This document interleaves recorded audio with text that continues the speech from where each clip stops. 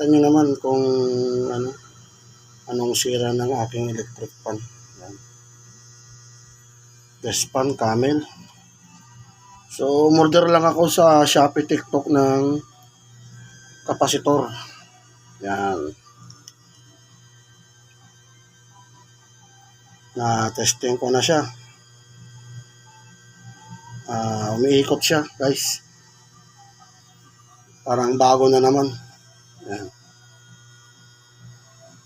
Madali lang naman yan, guys. Kumbaga, alam ko na sira na ito talaga eh. Kapasitor talaga eh.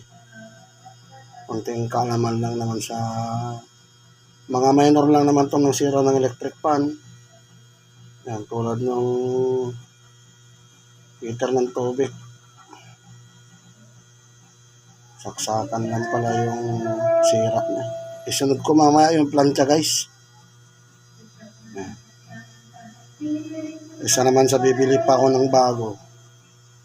Yung isa naman na electric fan, ito, yung Mitsotec. Sira yung bushing yan, shafting, kaya maingay. So, maghanap pa ako ng spare niyan. Ayan. Bili nyo ng kapasitor, 2 pula yan. Ngayon, alamin mo yan kung saan yung positive sa negative. Wala man akong tester. Yan. Basta umiikot na yan. Yan guys, at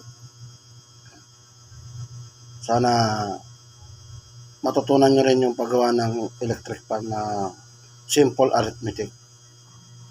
Thank you for watching.